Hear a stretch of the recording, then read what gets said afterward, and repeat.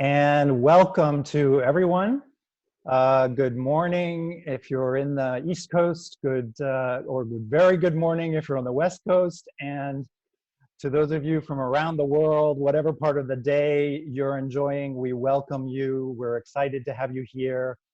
I am thrilled beyond words to have this webinar as the kickoff for our webinar series this fall for the Institute of Coaching. I have had the opportunity to work with Alisa Cohn and am so excited about her and about this topic. And I want to welcome everyone and give you an opportunity. We have lots and lots of folks from around the world, so please take a minute to put in the chat box hello and give us a sense of where you're from. So we know we have a really, truly global audience with us this morning. So say hello from India and Toronto and Paris and Chicago and Montreal. Wow, it's going by so fast. So welcome to everyone. We're going to do a little bit of a hybrid today from our typical, little shift from our typical webinar format. And Alisa and I are going to do a combination of a fireside chat. So we'll have a lot of opportunity for dialogue. But we're going to start off with having Alisa share with us some content. So I want to introduce her and turn things over to her. And then, I don't know, 15, 20, 30 minutes from now, we'll sort of see where the timing is. We will definitely encourage you to put your questions in the Q&A box, and we'll try to get to as many as we can. So as you can tell, the theme today is coaching startup founders and other high velocity leaders. And we are so privileged to have what I would say, but then I'm not the only one, as really the premier coach in this space in the world. Alisa is known as the #1 startup coach in the world and is a Thinkers 50 Marshall Goldsmith Leading Coaches Award winner in London in this past year. She's really known as one of the top 30 global gurus for startups. And she coaches based out of New York City, CEOs and C-suite leaders and co-founders of fast growth companies all over the world. The list is very long, so I'll just share with you a few of her amazing clients: Venmo, Foursquare, Etsy, Pfizer, Novartis, Dell, Hitachi, Calvin Klein. The list goes on and on. She has spoken with us at Harvard, at Cornell, at the Naval War College, and she's an executive coach for the Runway program at Cornell Tech. As many of you know, she's a prolific writer, and she writes often for Inc. magazine, Forbes, and Harvard Business Review. And I get to be privileged to announce, and maybe she'll tell a little more about that, that she's just signed her book contract, and she will be publishing a new book on coaching entrepreneurs and startup leaders coming out in about a year.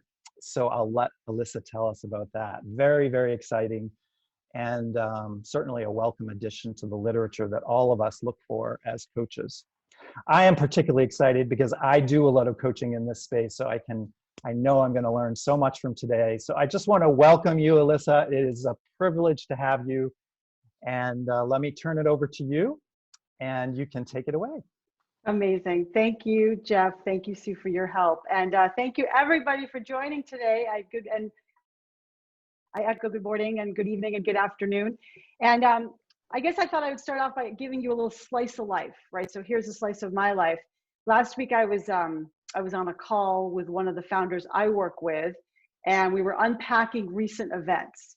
And by recent, I meant what had just happened really just before 10 a.m. that day, which is that he finally had his heart-to-heart. He was the CEO founder.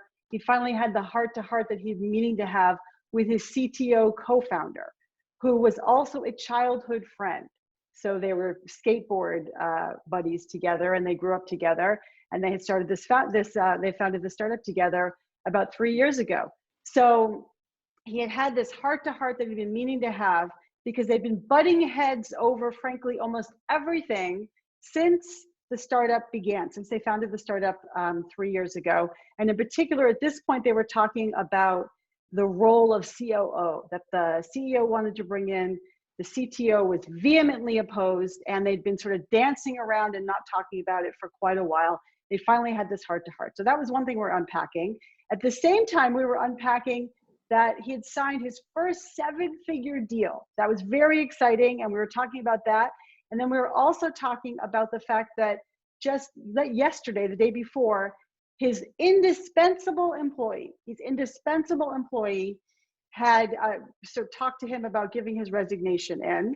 And overall, they were really like focused on sales and kind of problems with the sales pipeline. So all these things what we were covering, as well as the fact that he was about to address his all hands for their 3rd-year birthday party to talk about kind of the gains of the team and kind of what the team had accomplished and where they were going for the year. So it's a lot to discuss with one person in one time period, in just sort of this 1 hour. And I would say this, I would say that in the life of startups, unlike with the CEOs I coach at other large companies or executives in other large companies, it's not like true in Pfizer or Dell or IBM. All the startups I work with are this extreme form of work environment, because no matter what you do really matters. Like the elements of what decisions you make and how you handle the team are significant for the life of the startup. The startups I work with often have 12 months, 18 months, maybe 24 months of runway. So decisions have this high stakes experience. Not only that, but they're unpacking all the time the different ups and downs. They talk about startups as like a roller coaster. It's the constant ups and downs of being a founder and CEO of a high growth company. So when I think about, when I think about this, sort of coaching in this environment, and also the experience of the CEO, him or herself, I think of it as a dance. And as you can see here, it's kind of a kinetic dance and a little bit of an abstract dance, because there's so many things going on at once and the stakes are so high in this extreme work environment. So today I'm going to talk a little bit about actually what my book is about. So thank you, Jeff, for talking about that. The structure of my book has to do with untangling this dance in the context of managing yourself as the founder, as a CEO, managing others, the team, stakeholders, customers, your board, other people around you, and then overall managing the business. So I'm going to talk a little bit, I'm just going to give you sort of a little brief nugget in each of these sections today, and then I look forward to having a chat with Jeff and definitely answering your questions. So I'm going to start with managing yourself. And what I found as I was thinking about today, and as I've been thinking about this over the past number of years, the fire metaphor comes up quite a bit in the world of startups. So the first place that I heard about it was this paper by Michael Friedman from 2015 called Touched with Fire. And the thing about entrepreneurs, which I think is really interesting, is that they are 30% more likely to have mental health issues, depression, anxiety, than their counterparts. And so the idea of what is it that makes you, when you're a founder, you tend to be possibly touched with fire. You have this ability to take risk. You have the ability to see the future in a way that other people can't see. You have openness to a lot of things. And it turns out you have a tendency to maybe have depression or anxiety. And I certainly have found that true with the founders that I work with, in the sense that, yes, they're up and down, but the extremes of their up and down can be very significant and frankly hard for them to handle. So as a coach, I think a lot about how to help them navigate that fire within themselves. I wanted to give you all some tools that I think about a lot, that I work with my founders are. And the first is, a lot of us coaches, we talk about self-care, we talk about reflection and mindfulness. I know I talk about that with my colleagues all the time. Those are fantastic tools. I think that when it comes to startup founders, they are essential. And also anyone really working in a high growth situation, they are essential to find the ways and spaces to step back and make sure you have the right routines and habits that are supporting you and your well-being, that you have the right reflection practices and mindfulness practices to help you with stress reduction, but also to help you stop and think about, where am I going, and how am I going to get there in a rational kind of way when like everything is kind of blowing up around you. So I wanted to show you a little bit of research on this. Actually, just a study just came out earlier this year from the MIT Delta V Accelerator, which showed that 93%, this was to me really interesting. It was I'll tell you what it was. It was an accelerator where an accelerator is it's a sort of a context and a structure, usually a 12-week program where startups come and they work together and learn together on a certain curriculum, but also they have the opportunity to build their companies in a safe space. So it's, of course, at times for new founders, very stressful. What the MIT Delta V Accelerator did was that they brought in specifically and proactively tools for mindfulness and reflection as part of the curriculum of that accelerator. What they found is that 93% of the founders said, self-reported, that they found those tools very helpful in helping them clear their minds and make better decisions. And then I would add what they found, what the accelerator found, was that as compared to past years, the folks who used those mindfulness tools and techniques were actually also able to build a culture and a community amongst the people in the accelerator, which had been different from the past years. So it seems like what they also do is they build more bonding, kind of in it together kind of sort of mindsets and cultures within a program, within a cohort. Then of course, there's a lot of research on meditation and mindfulness. There was a study from Mass General in 2017 about how mindfulness specifically helps with anxiety. Then I would add, there's a lot of studies also about fitness and daily routines. As I was researching this, I found that Brian Little, who's a professor at Cambridge, he talked about this idea of finding for yourself a restorative niche, which is either a place where you can step back and be yourself after you've kind of used a lot of time being on stage, and step back and kind of restore yourself. So that's significantly important, because a startup founder, just like all CEOs, is on stage all the time. The difference with a startup founder is that they're under this like high level of scrutiny from the board, from their employees, and that things are changing all the time. They have to adapt and grow all the time, both to what's going on in the moment, which is high stakes situations, and then also to the growth of their company, which can be enormously, like very accelerated. So they really need to find the places to have those restorative niches that work for them. I wanna maybe just also mention that when you're coaching founders and coaching entrepreneurs, it's really important to not be fooled by their, I got it all, I'm all set, I got it all together kind of persona. Founders are more risk-seeking, more open, often more optimistic. They're selling their companies and themselves all the time. What I have found is that, you know, everything's going great until something changes or something crashes. I have one entrepreneur who told me on a call just a few weeks ago, suddenly, very suddenly, I just started crying and I couldn't stop. It just happened to him very suddenly. Another one told me that he was having trouble sleeping, that he was having panic attacks. These are things that will happen out of the blue. So as a coach, it's helpful to be ready for them, but also it's very helpful before they happen to help founders and entrepreneurs deal with their own possible potential for anxiety, depression, and other kinds of sort of swings and moods. And then of course, it's important to have resources in your toolkit. I'm positive the coaches on this webinar have a lot of tools, and then know when to find a professional to help with these sort of normal, I should say expected experiences within the startup world. So that has to do with managing yourself. And then we have managing others. So when we talk about managing others within the startup world, very often it is about managing your friends, because it's very common for startup founders, for entrepreneurs to hire their friends, people from college, people that they grew up with, that's very common, or people they had their first work experience with. Now, on the one hand, that makes complete sense. That's who they have the most experience with.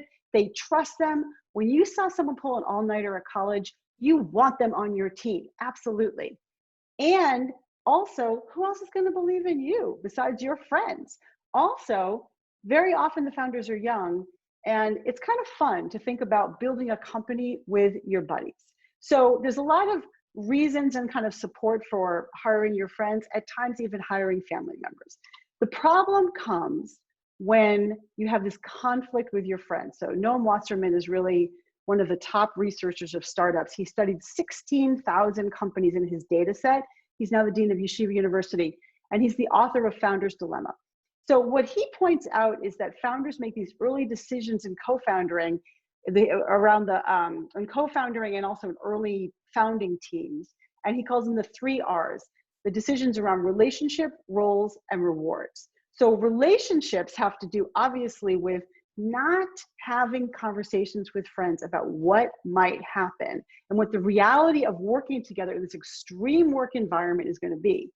Also, not clarifying roles. When you're 5 people, 10 people, 20 people in the startup, you can all fit in the same room. You don't always have to have the roles kind of clarified. Over time, though, that comes back to bite you because you haven't figured out who's doing what, and people step on each other. And when you're dealing with your friends, it's hard to really have that important and difficult conversation at times. And then, of course, rewards have to do, especially with co-founding, is it going to be an equity, sort of an equal split of equity, or how much are people going to get? And how do you have those conversations about comp and rewards with your friends? So Wasserman calls this, again, playing with fire. So again, it's sort of a fire metaphor. When you hire your friends, it's playing with fire. And the natural avoidance of conflict, which many people have, which founders definitely have, emerge. And then these tensions emerge. And not only that, but people you're hiring around them, it turns out that they start working around your buddy. And they start sort of talking about, oh, that's the buddy right there. And that creates a toxic culture, which we've heard a lot about. And nobody meant for it to be toxic. It wasn't like, oh, I was, playing favorites on purpose. It just kind of happens. And you have to, as a founder, be aware of it. And you as a coach have to be always looking at the environment to see, is there avoidance or something going on with friends or with close contacts that maybe the founder's avoiding. So, and I should say, again, back to the high stakes, 65% of startup failures are due to intra-team tensions, according to Wasserman. So what do? We support constructive conflict. So I like to talk a lot about prenups with your co-founder, as in what if it doesn't work out, and having those conversations early and on the table and multiple conversations so that you have some clear roadmap and strategies about what might happen if it doesn't work out.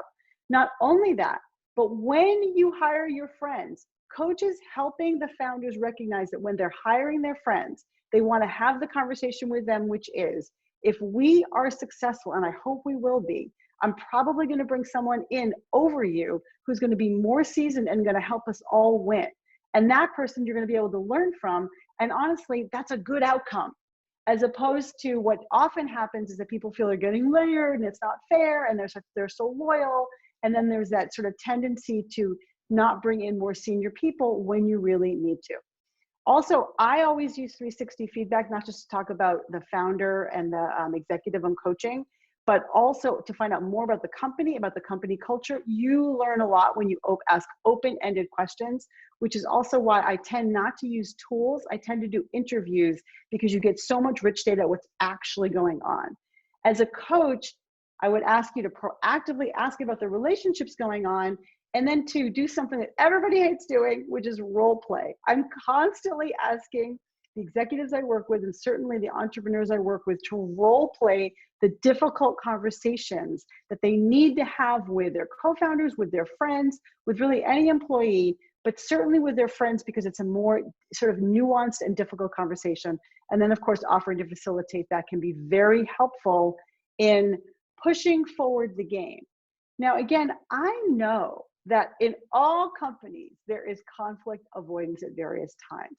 The difference is that money in startups is not patient, and someone is coming to get you, or you only have 12 months or 18 months or 24 months of runway in the bank. So time is of the essence. So letting these things get gummed up and slowing down forward motion is actually very detrimental and can destroy a startup. And that's what the issue is. So that has to do with managing others. And then there's managing the business. I just have a couple of things to say about that. Oftentimes when people talk about coaching, we have this distinction between inquiry and advocacy. So we talk about asking questions and really inviting and evoking the client's inner wisdom. And I love that. And at times, especially with young founders, especially when the requirement is to scale quickly, it's important to teach basic management skills. I found that my founders, like, they find it mind-blowing to think about situational leadership. They find mind-blowing, even just a tool and a process for delegation, a RACI chart. These kinds of tools are so valuable for people, and they very often just need them as opposed to sort of just discussing. So I would just really invite you to have in your toolkit a set of management skills and tools that you want to use. And then I think it's really helpful to learn this alphabet soup. I often get tripped up on, wait, what's TAM again? What's CAC? So knowing that TAM is total addressable market, CAC is customer acquisition cost. This is how the founders that I work with think about their business.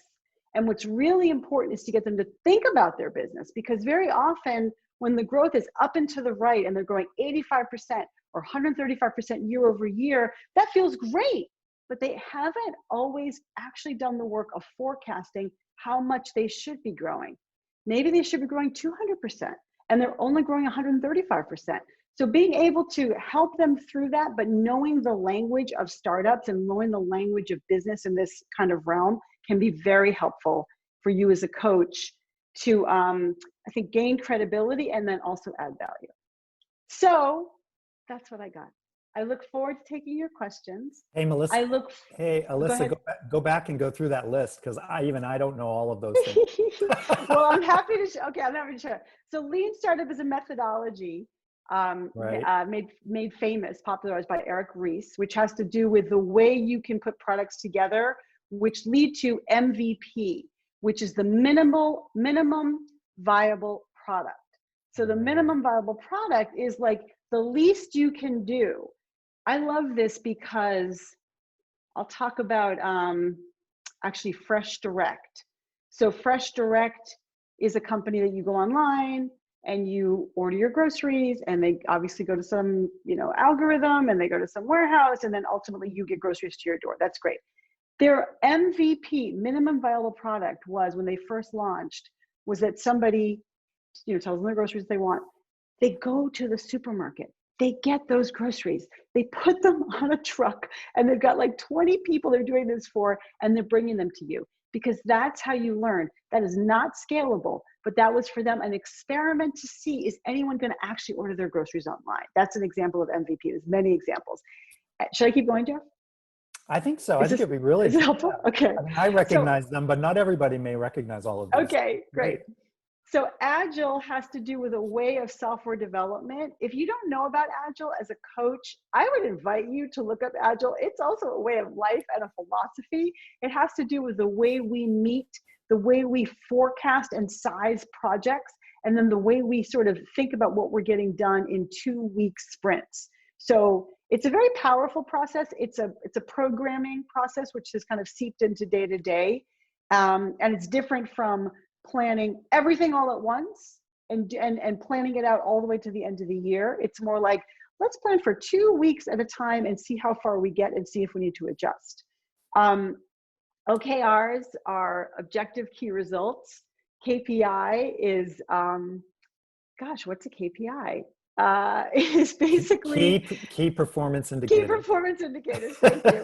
I was going to say, I know what it is, but I don't know what it stands for. Key performance indicators. So it's the thing that tells you if you've achieved your OKR, right, which is your objective and your key result. And that's a fancy way of saying, in my opinion, goals. And your goals should be aligned, and everyone should have goals, and you should be able to, in some way, quantify something about what you're trying to do, even if it feels like it can't be quantified, which is why you're having your objective, which is, for example, we want to increase sales by 100% this year. And your key result is, I'm going to have my people make 20 calls a week. That's an example of a key result and objective. I love TAM because I never knew what TAM was. People talk about TAM. What's TAM? TAM is total addressable market. How big could this product be? CAC is customer acquisition cost, which is pretty significant. And you might have heard about this when Casper was filed for their IPO, because it turned out their customer acquisition cost was actually higher than the cost of the. So basically, they were losing money with every mattress sold, and that came out in the S1 filing. And ARR is the other one they annualized. did. The other one was very well known for that was Groupon. Oh, there you go. That's right. Yeah, That's right. their Good. customer acquisition cost was so high that it looked like they could never ever be successful. Right. So I'm a CPA for my sins, but like it's very helpful just to be able to analyze, like, does this business make any sense, right? And ultimately over time, all startups would say we're going to be able to scale that cost down and maybe get more or the same, basically get a profit margin from everything that we sell. And you either believe that or you don't believe that, but at some point you got to kind of prove that. And then ARR is annualized revenue, annualized recurring revenue, which is a figure that a lot of VCs look at in particular to see if they're thinking about the 5 key metrics they're running the business by. ARR tends to be one of them. How's that, Jeff? Awesome. Absolutely awesome. The only one, and someone mentioned it in the chat, and that I would just add is that along with Agile, we often get what are called Scrum. Yep. Have you heard that one? And so the Scrum is one of the activities within Agile where they do quick hit brainstorming sessions. And for anyone on this call that's not familiar with Agile, it's really useful for us because there's a lot around Agile coaching these days. So yeah, totally. It's great. So yes, and also, but the Scrum is also, it's just a daily stand up and a way to have a meeting. And I think everyone can use better tools than having meetings. So yes. Do you run into, in startups, do you run into Teal? Not that much. No. Do you? Sounds like you do. That's why I asked you, because I don't. I see it more in R&D and in big companies that are trying to have skunkworks. Yeah. Rather than startups, but maybe that's because Teal is one of those sort of more like a leaderless dynamic, and in a startup you can't really you're not quite ready yet for leaderless. It's more leaderful, like everybody is, there's a real need for accountable leaders in a startup. Definitely. So, definitely. More, in fact, I would say most of the founders I work with and the CEOs I work with, they want everyone to figure out what to do. And they need a lot of coaching in recognizing people need you to tell them what you want. Right now, I do want to, so that zoom in and zoom out. So the ability to tell them what you want from a principal perspective and also from a big picture perspective, give them enough guardrails, but let them do it on their own and not so-called micromanage. And I think for everybody, that balance is significant. Totally agree. Cool. Anyway, so feel free to reach out. I'd love to hear from everybody. I'd love to hear what your takeaways are and what challenges you're having. Connect with me and follow me. And I'm going to stop my share, I think. Is that cool? Yeah, make sure, I think everybody got all the contact information, so you can take the screen. Good. Well, feel free. Yeah, I'll scroll down. So I'm going to stop sharing the screen. I can't see the questions, so I will. I can see them. So I'm great. I'm going to encourage people to send in more. Okay. There's a lot of good ones. Okay. But I'm going to use my power position to start with a question that's like on my mind. Okay, good. How's that? Love it. Good. No, I'm just really curious because I think that you've had some really good experience coaching founders and also startup leaders. And I know I had one situation where the company was started by 3 friends, and I love the fact that you mentioned it's often family friends kind of thing. But long story short, they invited me in to do some coaching early in the company. It grew very fast, very successful. But the founders were 3 friends that ultimately got into kind of a conflict over who was really a founder versus who was not a real founder. And then like hierarchy started to have to, some of the conflict that you mentioned started to come in because they had to decide on compensation packages. And one of the founders was like, well, I brought in the private equity and I brought in more. So therefore, you can see where there was, and I was in a situation where I was asked to coach all 3 of them. And I look back on that and I wonder whether that was a mistake. It was very challenging. But I'm Mm-hmm. curious, a couple questions. So Mm. for your experience, what's the difference between coaching a founder versus the leadership team? And would you coach the whole startup team, or do you think it's wise to stick with just coaching one of them at the start? Or how Right. would you handle the conflict that ensues? Right. Such a good question. And I think, so in my experience, on the one hand, I think there's a lot situational, right? Right. But I'll talk first about what I regularly do within companies is I coach the founder, CEO, co-founder, CEO or CTO at various times, maybe other co-founders and members of the executive team, and then the executive team as a whole. So the big requirement there is trust, safety, transparency, understanding who are you going to tell what to and when, and what's the context, and what are the real clear guidelines about that. So one thing about me that I think I bring to the table is I'm like very direct and like clear up front about how is this going to work for all of us. And at the same time, Jeff, often in the situation that you're talking about, they're really in a lot of pain and Yeah. they want to share it with you, right? You can relate to that, right? They Mhm. want to share it all with you and they want your help, and they don't need you to be confidential about every little thing. They sometimes want you to tell the other folks kind of their point of view and to be a mediator first from afar, and then regularly I'll bring them into the same room so we can do a facilitation.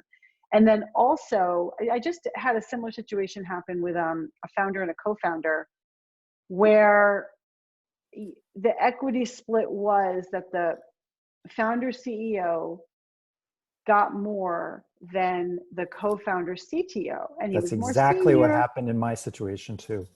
Yep. Yeah, that's complex. So Noam Monsterman regularly says, you're going to do a 50-50 split, and that's going to be wrong, right? So it's like, okay, but he has spoken, right? I think equally challenging is you're not going to do a 50-50 split. And then it's going to be a problem with dynamics because you're going to have a partner and a junior partner, like a sort of the CEO and a junior partner, which is kind of what they have going on here. And there's a lot to unpack around him feeling minimized and marginalized, him feeling like there's not room for him in the kind of the founding story in many ways. Also his own feelings of having gotten played originally, and similarly his feelings of, they were friendly at first and now he would say we're like brothers.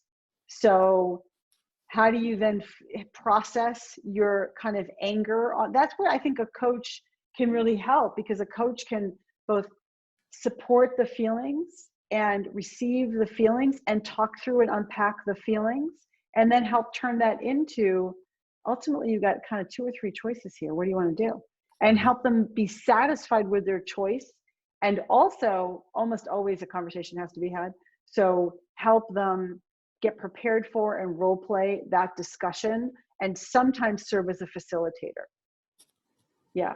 But Yeah. I've regularly been in situations where there's conflict and open conflict and kind of open warfare. And you have to really be deft in being able to navigate that. But if you know the big picture, you can be very effective. I really appreciate that, that there's a complexity that you're pointing to that's real. Mm, And you don't want any coach to go in there and be naive. So it's really great that you're describing that whole space of complexity.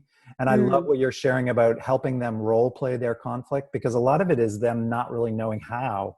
It's a skill, right? And you can totally. practice it with the coach and then be more capable once you get in the room. Right. Finally, you're noting that you brought them all together, and actually facilitate is also a really powerful role. So it's a wonderful, wonderful answer. That's really, I wish I'd had you on my shoulder when I was doing it. So I'm getting great questions, and I really want to honor some of these amazing questions. Okay. So here's one. Yeah. When you're coaching a founder who's dealing with VCs, or I would imagine investors in general, boards, Sure. what Yeah. what kinds of things do you get engaged in, and how do you recommend coaching in that dynamic? Well, it's the whole board dynamic is a dynamic in and of itself. I mean, like I'll just maybe mention a couple of little sort of data points. I've recently been working with 3 different CEO founders who get resentful when the board's asking for reporting, and get resentful that they, sort of have to do something, or the board wants to look at the business. And as I help them, again, work with their feelings and also be rational about what's going on, turns out the board wants 2 things. They want to know what's going on Right. in a regular way, in a regular cadence, right? So what's wrong with that?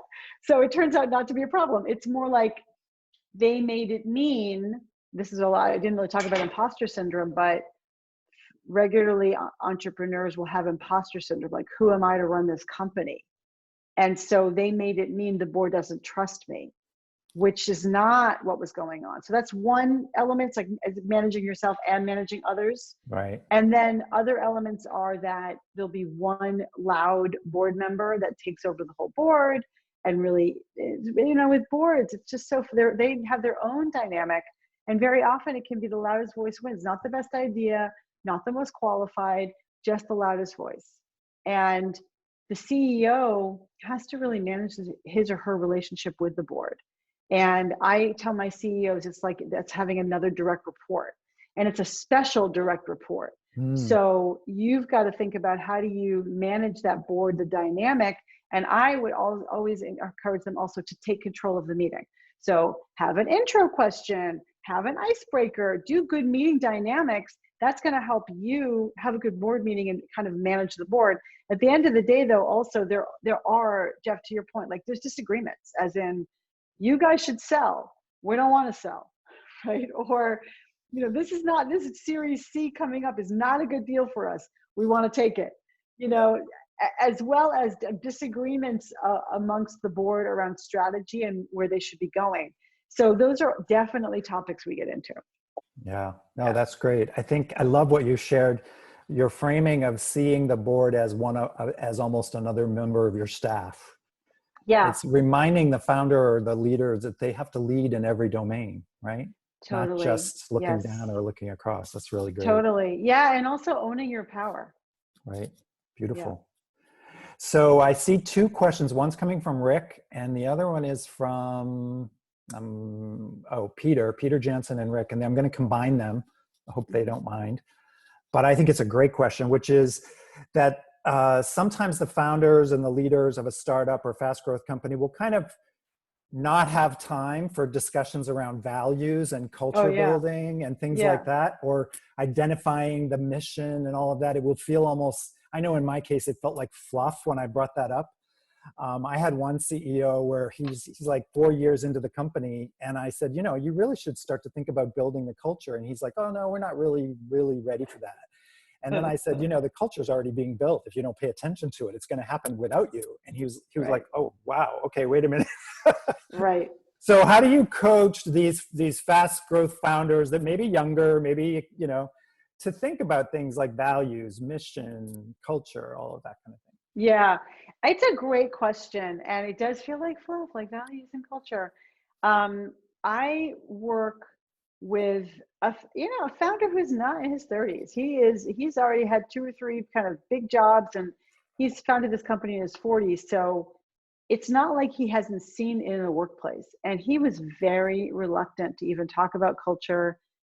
And what I regularly do when someone's reluctant is to link it to performance, and to link it to business results and performance of the people. So what happens is he'll complain to me, this is really normal, complain to me about how this executive isn't doing this thing, let's say being proactive. This person isn't being proactive, it drives me crazy, I'm always telling them what to do. I'm like, fantastic. Did you hire for proactive as a cultural value?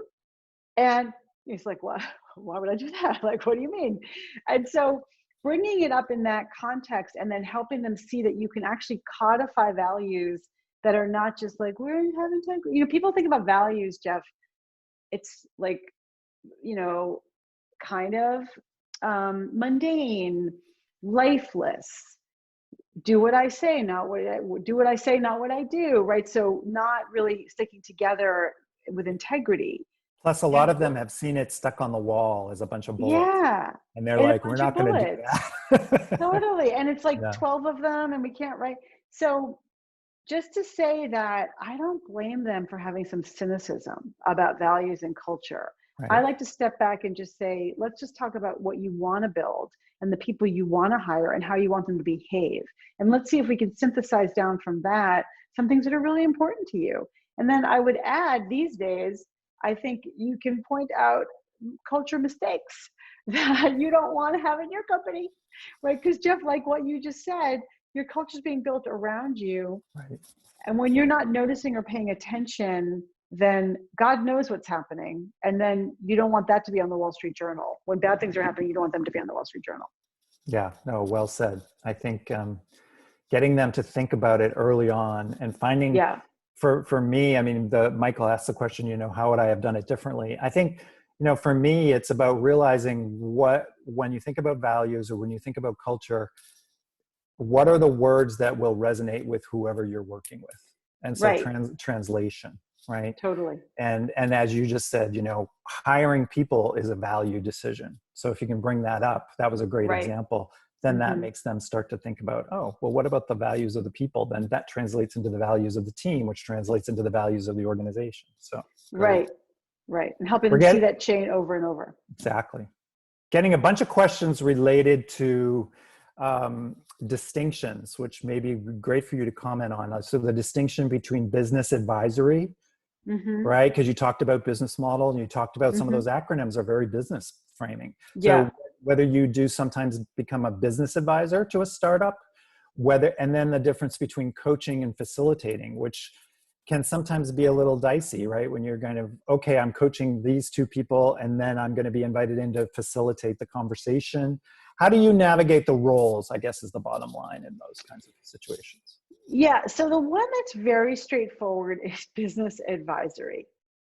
So I work with a company which is building a camera system. So it's hardware, and then the system is software to monitor real estate when the owner's not there, which is amazing, right? Especially these days, right? For, when you can't be on site in some place, they Right. monitor progress of construction and also just the grounds itself. And they can use that.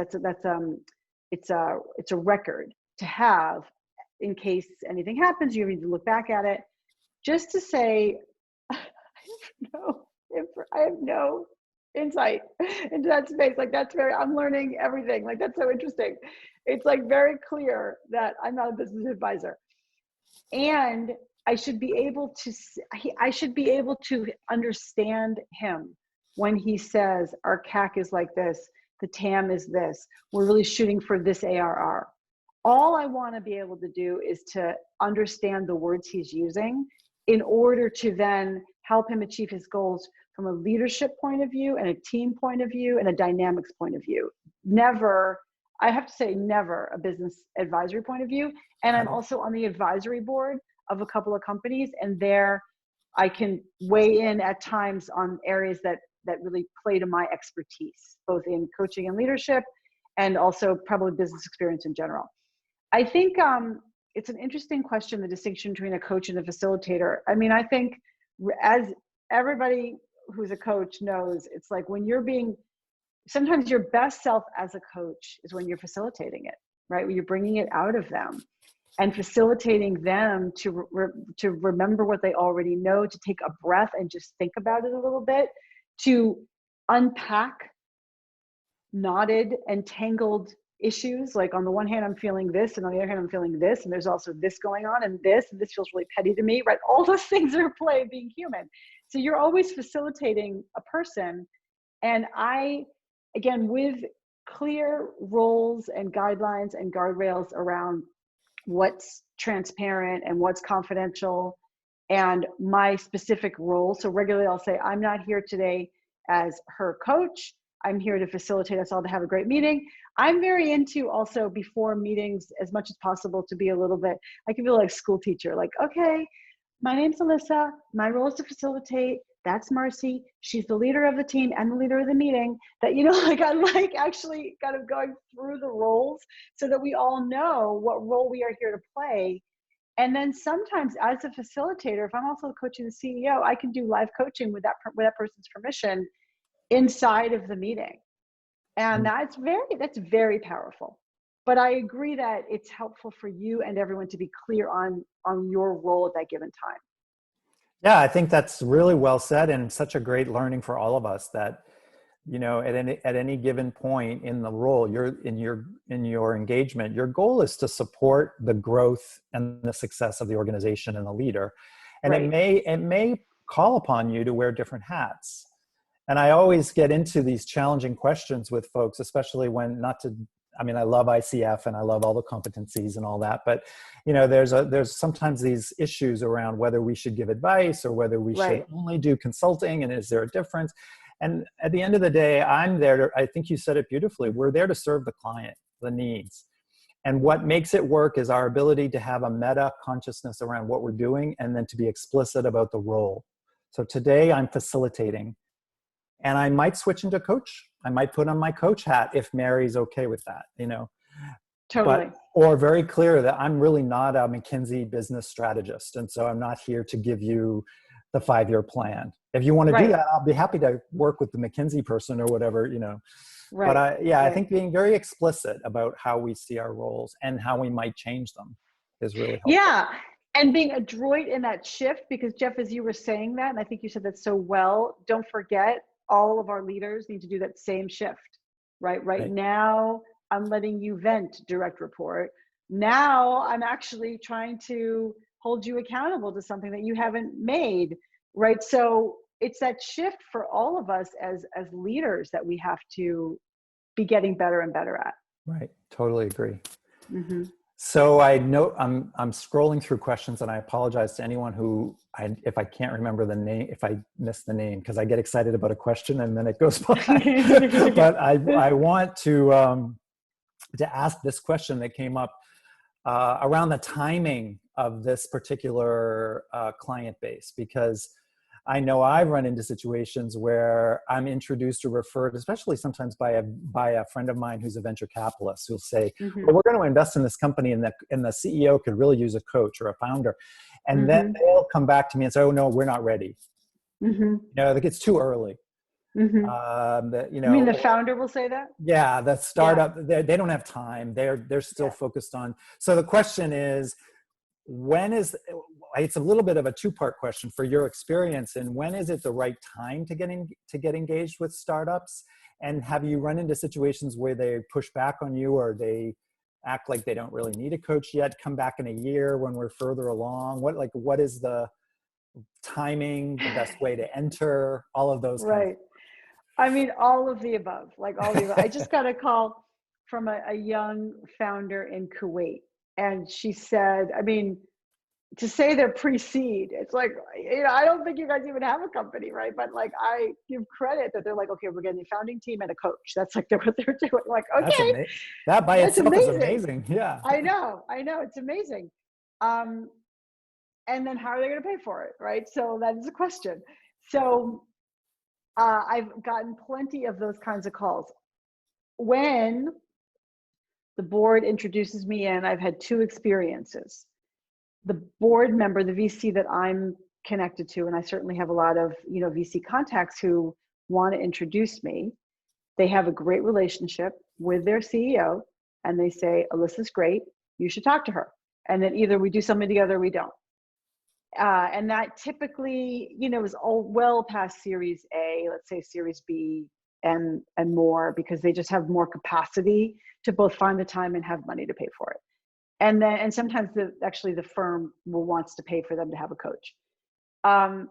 Just to say, when there's less of a good relationship, and also the mandate is, you need a coach, here's Alisa, good luck, right?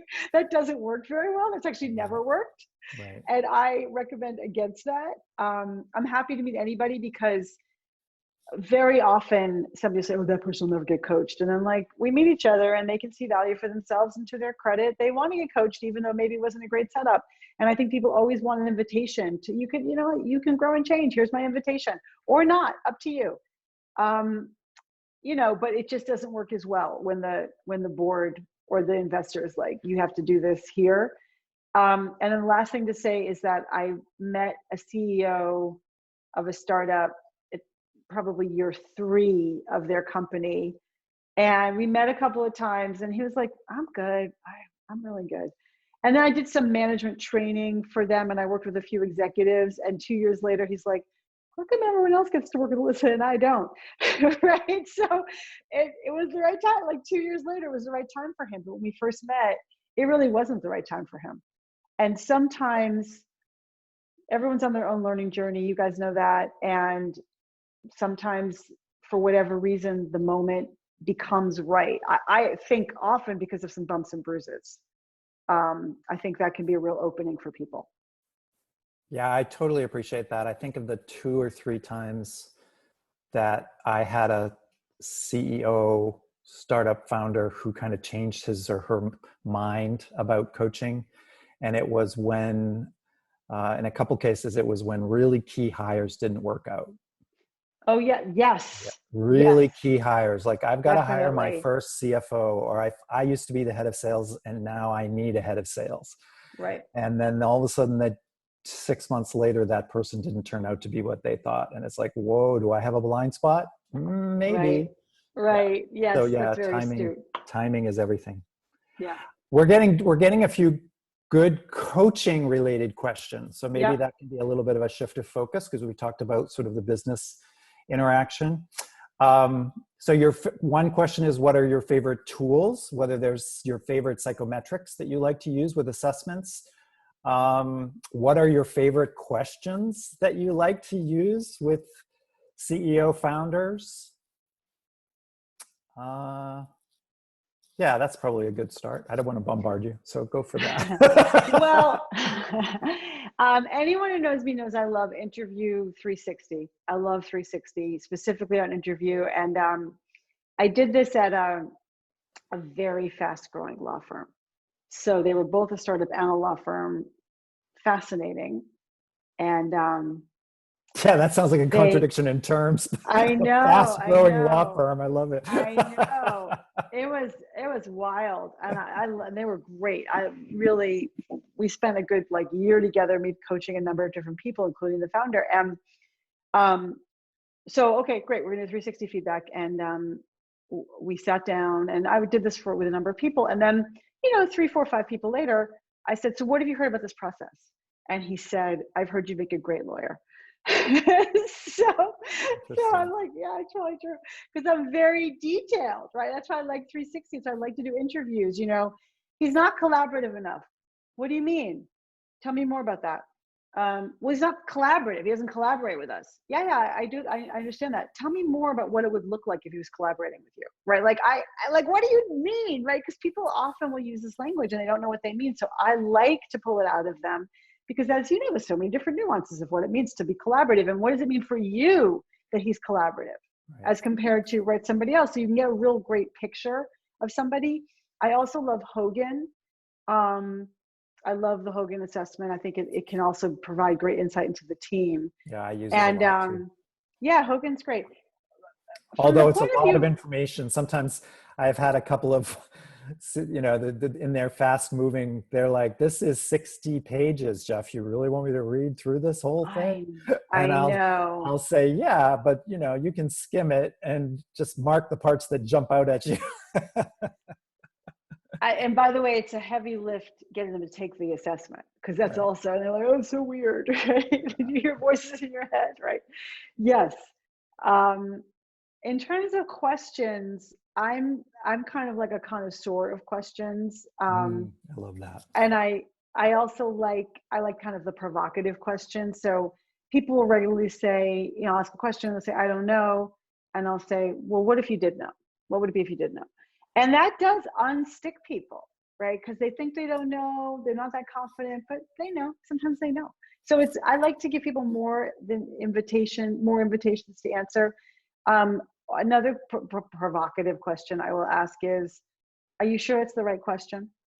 Right. So like they'll say, oh, I want to know if is this person the right person? And I'll say, are you sure it's the right question? And I think it just I like to open up conversations wider with those kinds of money questions. I mean, I think we all have a basic nuts and bolts question I ask in the beginning, my intake form is, What habits do you have that support your mental and emotional and physical health? Because I think that's important.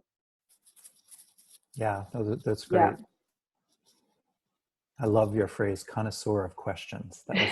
That's a wonderful phrase. Thank you. A few people are asking questions about the sort of the practical side, what you're willing to share, Alisa. But so a couple folks are asking, how do you get access? How do you get entree to founders? And I think that's a really valid question. I mean, I've been fortunate that I've had a couple of venture capitalist folks that are in the investor community who have reached out to me and said, these folks are doing really well, but they might want to coach. So that's been one way for me, but I'm curious. So they're curious, how do you find your way into founders?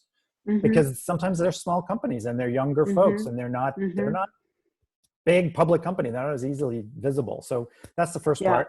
And then the second piece is, what is your approach to setting up the engagement? Whether it's the financial arrangement, the contract, what's your typical approach? I'm sure you customize, but just some thoughts, because I think people can benefit at once. If they want to get into that space, your wisdom around how that works is probably going to be really helpful.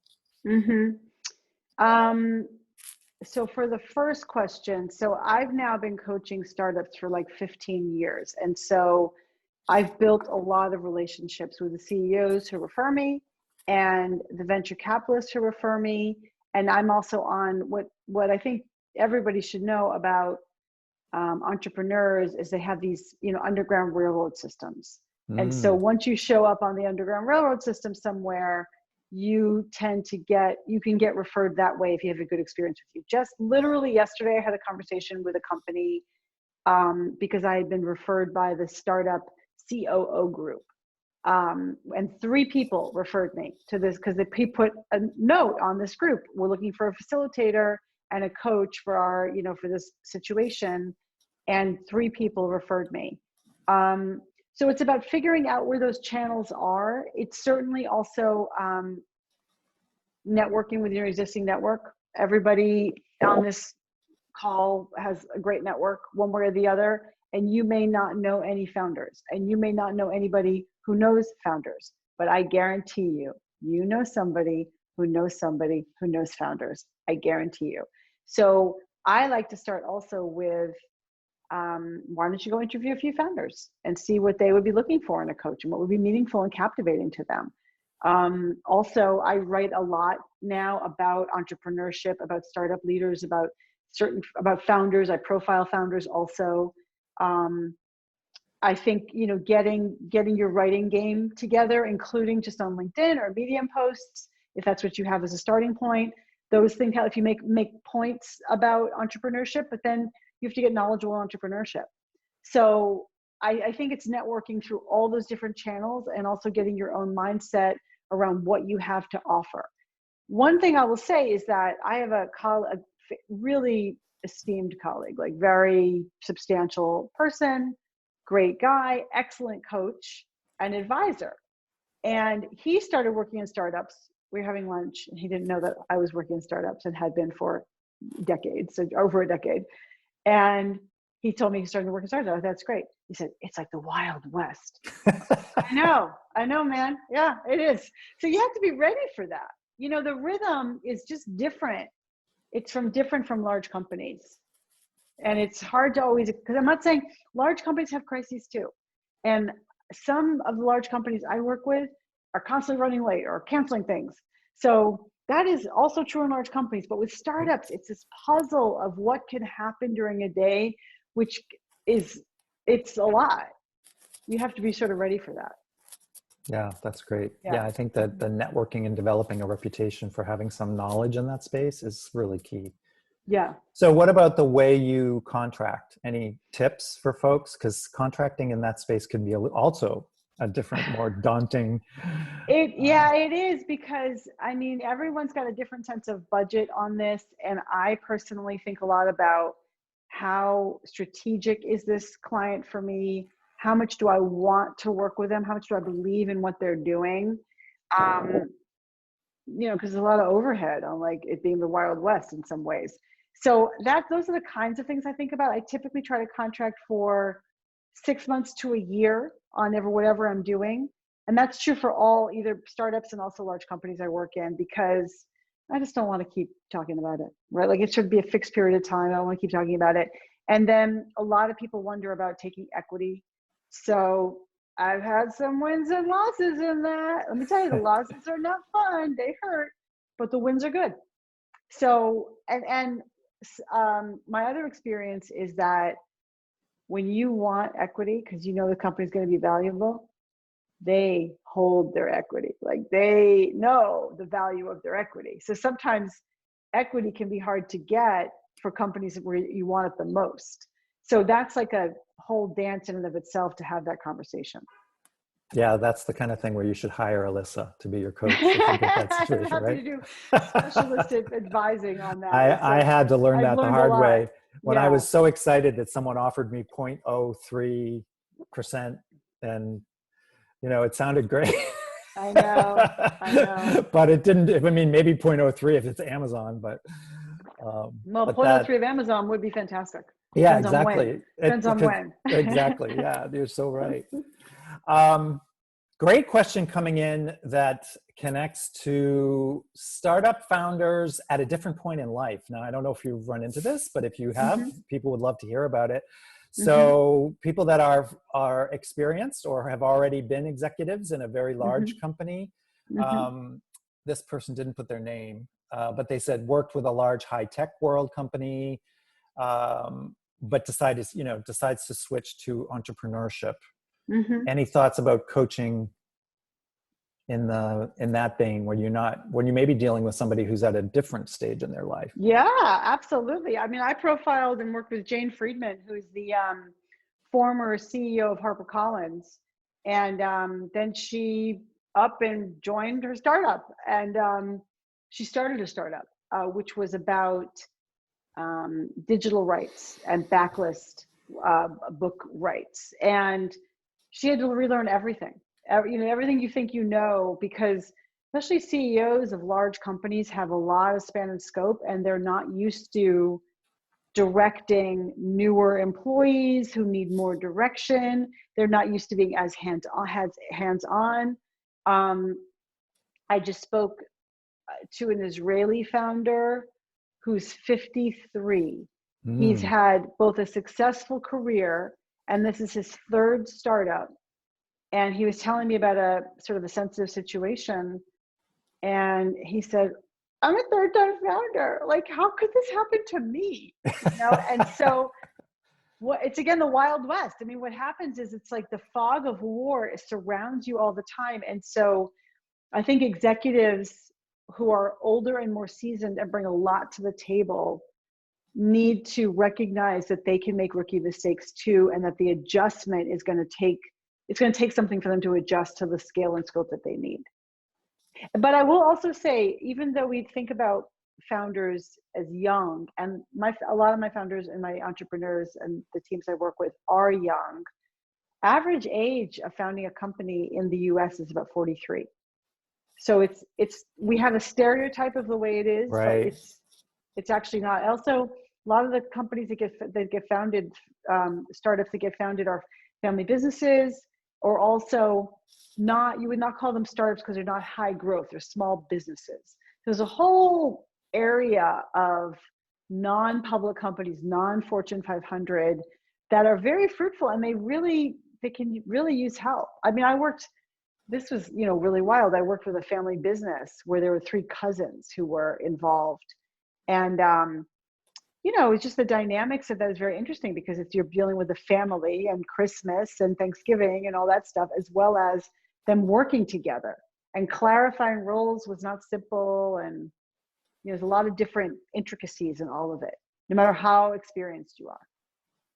Do you think there's a unique skill set required to work with a family business? This is an area I don't have a lot of experience. Maybe you've seen more of that you can comment on. I think having what I wish I had more of, which I think is like helpful, is just getting more knowledge and insight of the special relationship. So I can know all day long that it's like 3 sisters, fine, right? I can know that all day long, but I think it's very helpful to get steeped, like to read and to talk to experts about like, what are the mechanics, like what does it actually mean? And what you can expect and what you can't expect. In the end, we had some advisors who were brought in who were expert in family businesses, and they could really, really help me navigate the business, as in this has to happen, and the relationship, which is like, we're close enough on this one thing. Right? So, having someone help you navigate that who has a lot of experience is very helpful. Yeah, no, I can imagine, because it's a multi-layered dynamic, right? Definitely. You have the friendship issue when you have founders that are buddies, and then you Right. have, if you add in family, then there's sort of a complexity underlying it that not anyone can even know where all the skeletons are buried. So Totally. I know there are folks that are actually specialists in coaching family businesses, which always sounded to me a very daunting career path. But I know. Yeah, definitely. So another good question that's coming in, and another one that I ran into, so I'm curious for your wisdom on this, is when the founder thinks other people need coaching. I know. I'd love to have you come in and coach the CTO, Alisa, because the CTO is screwing up this, that, and the other thing. So when you're aware that the person who needs coaching is probably not the one that's being told to get coaching. Or when there's resistance to coaching in general, I guess. Yeah, by the way, that was my big experience with the VC firm that brought me into this, like, here's Alisa, you need coaching. And I was like, I think actually you guys might need some, sort of discussion over here. Isn't that true of so many of our clients? Right. I mean, is that true so often? The way I think about, I always focus, I'm very pragmatic, and I always focus on meeting my clients where they are. And I was brought in by the CEO of this startup, very, very charming, charismatic, wonderful, all set. I'm all set. I'm good. And he wanted me to coach his head of engineering, who was not all set, right? He's all set, but he's not. So if the CEO is talking to me, I'm always like, okay, good. So what did he say when you shared all this with him? Well, I haven't. So then I have a little mini coaching session right there and then with the CEO about what has gotten in the way of him simply giving a little feedback to the head of engineering in what he wants different from him. And so that's a little discussion that we have, which either lodges into his brain or doesn't. And then I will often go coach the head of engineering, and then through that process get to know a whole bunch of people in the company, and then through that process be able to share big picture, some thoughts around culture with the CEO. By then the CEO has maybe let down her hair with me, for example, and maybe she's been deciding then, right, in this case, I mean, I kind of go back with he and she, because I want to proactively make sure we're not only seeing male founders in our heads. Right. But in this case, it was a male founder. And, he started letting his hair down with me. And we had some good conversations. And after this coaching engagement, which was very successful from the point of view of conversations needed to happened, he was a better executive. He also wanted to know how come the CEO never told him this feedback. And so then I had a little entree to coach the CEO, which I did. And from there, I ended up coaching a few of the executives and the executive team. And it was very productive. And people were very grateful for the opportunity. Like in startups, it's not normal to have a coach. So when there's a coach around, they're very grateful. Like, oh, career development will happen here. Good. But I just to come back, like, always and forever, you try to meet people where they are, and you try to have opportunity. I think a lot about adding value. So how can I add value to you in this conversation? And then the right thing will happen. Either you want to coach with me or you don't, but like, at least I probably offered a little something right now. Yeah, I love what you're sharing, because I think that in the few cases where I've run into resistance, or that theme that the other person needs coaching, but I don't, or whatever it is, that a lot of the time it's based on a false narrative of what coaching is. Totally. right? It's based around Yeah. a narrative that coaching is to fix someone. Right. And I don't need to be fixed, but my CTO needs to be fixed. So, if you enter into that dynamic with the intention of getting clarity with whoever you're discussing potential coaching, who has a little bit of resistance with what coaching does, like you say, and articulate it as a value added experience for who's ever receiving it. Totally.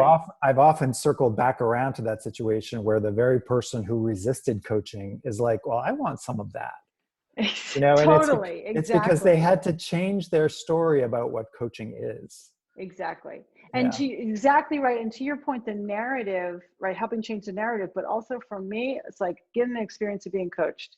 And was Yeah. that a good experience or not? Yeah. Like it's always, if someone's really showing up for you as your ally and genuinely asking you questions and wanting you to be successful, even this like tiny little thing that we're doing, coaching turns into something that's like good. It's like, oh wow, that was really great. Yeah, good. You could talk to someone like this all the time. Wouldn't that be great? Yeah. You're reminding me of one situation where I had that very similar, where the CEO wanted other people to be coached. Yeah. And, and I was like, okay, I mean, I'm not going to dictate, but I'll coach a couple of the other people. But I think it would be really helpful if you were involved, because it's really part of your goal, right? And she was like, yeah, I want to be involved. So I said, well, why Right. don't we have conversations every 2 or 3 weeks about how the coaching with the other people is going? Right.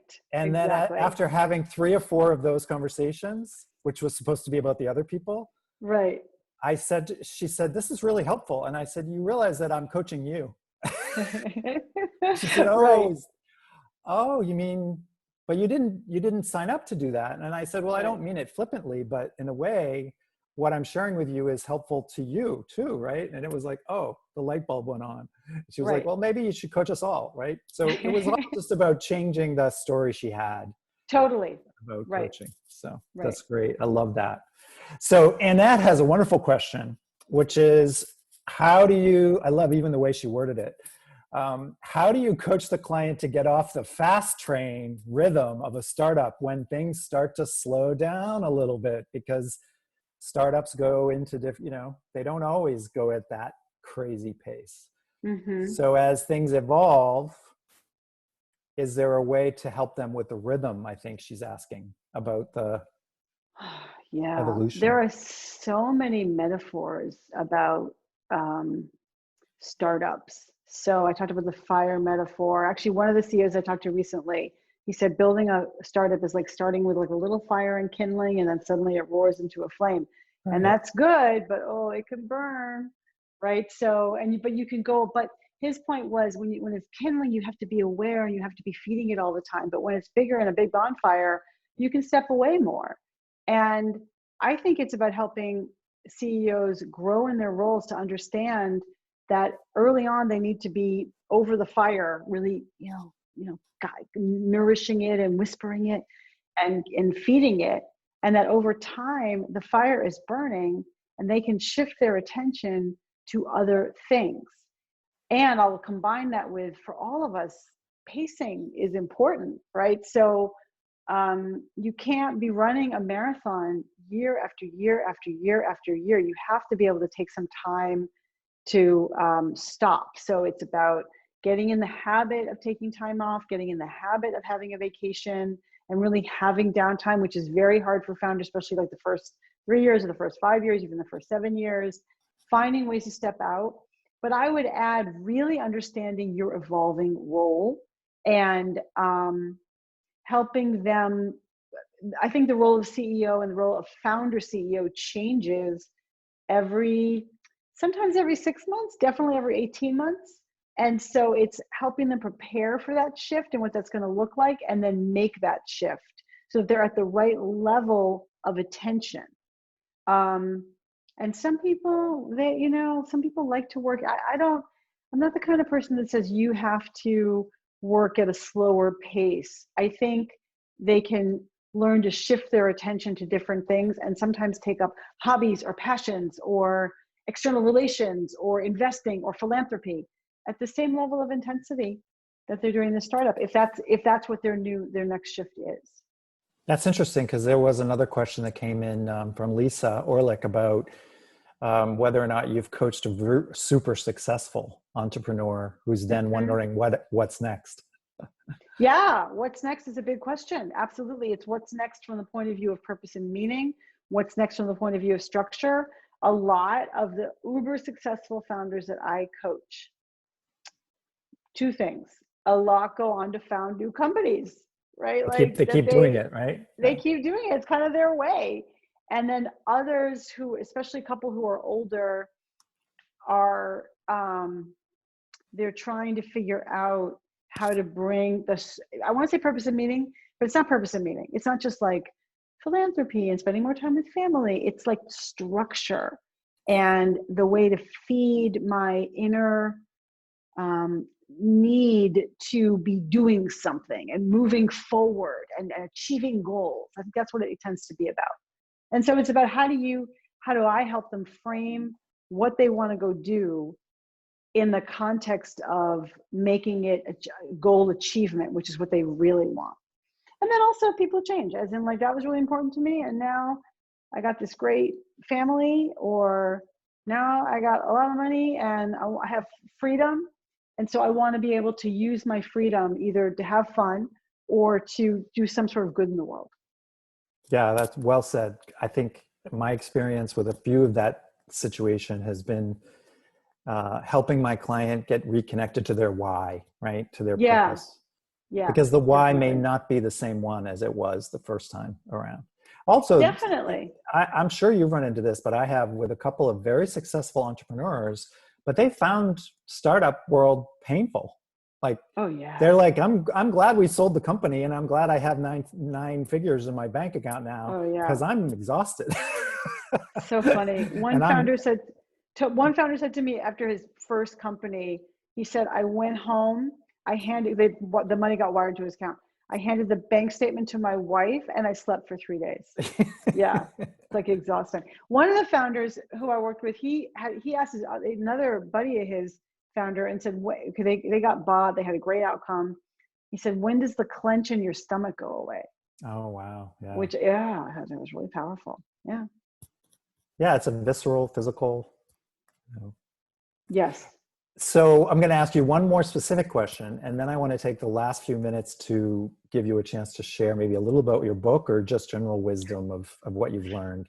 But there is one more specific question that's kind of interesting, I think, and I have run into this, which is when you wind up coaching former entrepreneur types at a big company. Mm-hmm. Have you had that experience, and what is your is there a technique or a approach that you would, like, I have a former startup guy at a very large software company that I'm coaching. He's very senior in engineering, but he used to work for startups. Mm-hmm. Did he get bought? No, he just kind of basically failed. Yeah. We forget to mention that the vast majority of happen. these folks do not get super successful, right? That's not the norm. Yeah. And I say that jokingly. I mean, he's not a failure by any means. A super, super successful, great leader, great engineer. But the startups that he was involved with have not been super successful, which is not unusual. Yeah. But now managing a team in a large company, and sometimes struggling with the bureaucracy. He said to me, I used to be the CEO and now I'm 3 levels from the CEO, and it's not fun sometimes. So, is there anything that you would advise or give counsel around coaching in that situation? Well, let's talk about those choices that you made a year ago. Like, yes. You didn't know there was a lot of bureaucracy in a large company? Yes. So I say that humorously because I think that people go into situations without sort of thinking through all the dynamics of it.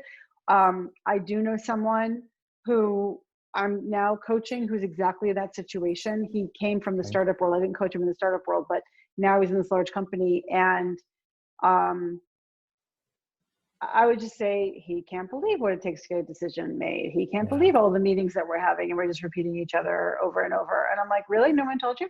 Like, I think that it'd be helpful for everyone to do due diligence. But Good here's point. what I tell everybody, and maybe this feeds into my wisdom, so-called. We all have a basket. Everybody on this call knows that. Like, we all have a basket. You've got, if you think about just your career, you've got good things in that basket. Like, you know, I like to commute, and I like people I work with, and I get to do cool things, and my boss more or less gives me autonomy or whatever. And you've got bad stuff in the basket, which is, it's so hard to have impact because it takes so long to make decisions, or I hate my boss, or they don't pay me enough money, or maybe the good thing is they pay me a lot of money, but you know, I don't love it. So I think we all have to take a realistic look at the basket of stuff that we have and see, you know, what's the good, be honest about it, and what's the bad. And then, is there a better basket out there for me? And that's where I really think, like, exploration and doing small experiments and networking and trying to find if there's a better basket, or recognizing that, you know, your basket's pretty good as compared. So the question for, and him being 3 levels down from the CEO, I'm very sympathetic. Like, I've worked with a number of founders who get acquired, yay, and Oh, then yeah.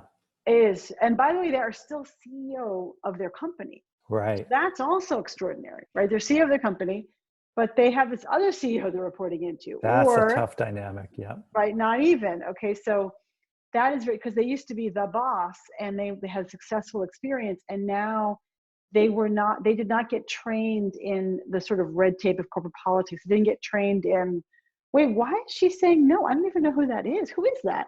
And people coming out from left field in large companies. So I think the entrepreneurial lifestyle is not for everybody, but I would equally say the large company lifestyle is not for everybody. And for all of us, we have to figure out what do we want out of our lives? What do we want out of our careers? What are we willing to sacrifice and make trade-offs? And how does our basket kind of all come together? And I think that I sometimes do, some of my clients will say that I'm doing a touchy-feely thing with them, but I'll have them do collages of their ideal life. And that's not like that's not a very like hardcore executive coaching tool. They're But going to that's a call life you, they're going to coaching call you a tool. life coach. Exactly, right, I know, and I have a thing with that, like, don't call me a life coach, right? But like, you know, actually it's about their lives. It's Or I'll about have them do life, right? the wheel of life, you know, That's so that right. we can now have a conversation about, is this the right set of trade-offs that you're making, and is this the right basket for you? And I think that's a question we all have to ask ourselves, and certainly anyone in any kind of work context has to ask themselves. Yeah, beautifully said. Yeah. I think that I love the basket analogy, which is we're all making trade-offs, and we're all making value-based decisions about our lives all the Right. time, whether we're Right. coaches or entrepreneurs. So Right. stepping back and helping somebody kind of walk through that exercise is really helpful. And then Yeah. the other piece that you said that I would totally reinforce is support folks to do their due diligence, like rather than just pop from startup to IBM. That's funny. By the way, that's what I say to, so like when the founders I work with are having in a day where everything is exploding, I'm like, hey man, this is kind of fun, right? What do you want to be toiling away in obscurity at IBM? Like, and no, they don't want that, right? So that if you're called to this entrepreneurial world, and that's actually, I wouldn't mind just mentioning my book for a second. No, The please notion do. of Now's the right time. thank you. The notion of from startup to grown up is like, first of all, having an idea and peering into the future, that's great. And bringing people together and having this like really turn into something, that's awesome. And then what? So you need to learn the skills and tools to take this, I'll go back to the fire analogy, to take this little bitty fire and grow it into a campfire and then a bonfire. And there are strategies to do that, right? There are management strategies, there are mindsets, there are tools. There's a whole bunch of things that you as an entrepreneur, you as a founder can use to grow quickly, to be able to then to build and then manage that bonfire that you want to build. Beautifully. Yeah, no, you're totally right.